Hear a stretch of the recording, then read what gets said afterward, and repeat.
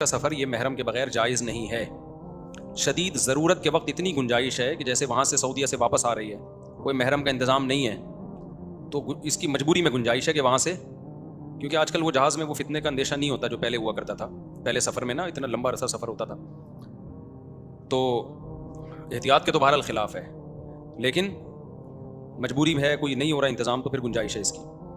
لیکن عمرے کے دوران جو ہے نا جاتے ہیں، 10 دن کا عمرہ ہے، 20 دن کا عمرہ ہے، یا 40 دن کا حج کا سفر ہے، یہ بڑی لمبی ٹریولنگ ہوتی ہے، اس میں بغیر محرم کے جانا بالکل جائز نہیں ہے، اور اس میں بہت زیادہ فتنے ہیں بغیر محرم کے عورت کے۔ لوگ یہ سمجھتے ہیں کہ ہم عورت کے ساتھ مقدس سفر پہ جائیں گے تو فتنہ نہیں ہوگا، یہ بالکل بچکانا بے وقوفوں والی باتیں ہیں۔ مرد اور عورت جہاں اکٹھے ہوں گے ایک دوسرے کی طرف اٹریکشن ہوگی، چاہے حج کا سفر ہو، چاہے عمرے کا سفر ہو، چاہے وہ فلم دیکھنے جا رہے ہوں۔ اس کا سینما گھر سے، فلم سے، حج سے کوئی تعلق نہیں ہے۔ اور حج میں بہت زیادہ فتنہ ہوتا ہے۔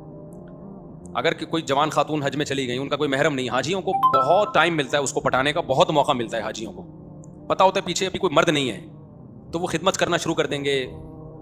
کوئی بھی کہیں بھی کسی کو کوئی خوبصورت اور نظر آتی ہے نا، سب خدمت کرتے ہیں، یہ میں نے دیکھا ہے۔ سفر میں، حج میں، عمرے میں، کہیں بھی کوئی انٹی ہوں، جوان ہوں، خوبصورت ہوں، ہر آدمی کا دل چاہتا ہے کہ اللہ کو خوش کرنے کے لیے ان کی خدمت کرے وہ، یہ ہر آدمی، سوائے بہت ہی جن کے دل میں اللہ کا خوف ہوتا ہے، وہ ایک آدھ وہ ریزرو رہتے ہیں، ورنہ 99% چاہے داڑھی ہو، نمازی ہوں، حاجی ہوں، مفتی ہوں، بزرگ ہوں، قاری ہوں، انجینئر ہوں، ڈاکٹر ہوں، سب کا دل چاہتا ہے کہ یار میں ان کی جتنی خدمت کر سکتا ہوں میں کروں۔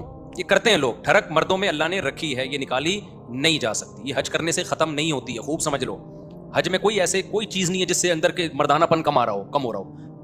نماز میں کوئی ایسی چیز نہیں ہے جس سے آپ کے مردانہ ہارمونز یا ٹیسٹوسٹیرون لیول جو ہے وہ آپ کا کم ہو جائے، بلکہ بڑھتا ہی ہے۔ یہ ٹیسٹوسٹیرون جو ہے نا، ایک مردانہ ہارمونز ہوتے ہیں مردوں میں، یہ جب تک ہوتے ہیں تو آدمی رہتا ہے، اس کی عورت کی طرف اٹریکشن ہوتی ہے۔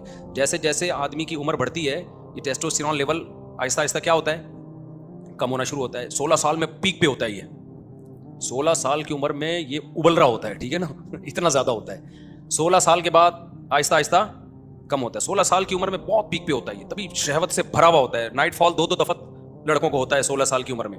دوپہر سوئے، کہتے ہیں نا ٹرک الٹ گیا، پھر رات کو سوئے، پھر ٹرک الٹ گیا، پھر غسل کر کے سوئے فجر سے پہلے، پھر الٹ گیا۔ یہ 3 دفعہ تو ٹرک لوڈ بھی ہو رہا ہے، الٹنا اس کی علامت ہے کہ لوڈ ہو رہا ہے نا۔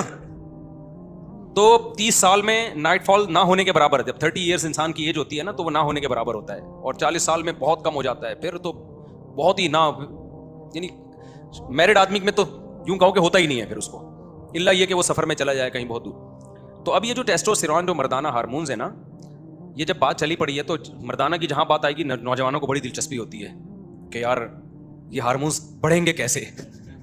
اب آپ کو نا اب دماغ میں یہ چیز آ رہی ہوگی، یار مفتی صاحب یہ چھوڑو، محرم کے بغیر جانا چاہیے نا محرم، اب یہ ہوتا ہے کہ ہارمونز بڑھیں گے کیسے۔ تو یہ بھی بتا دیتا ہوں، آپ ڈاکٹروں سے تحقیق کر لیں، یہ جو ہارمونز بڑھتے ہیں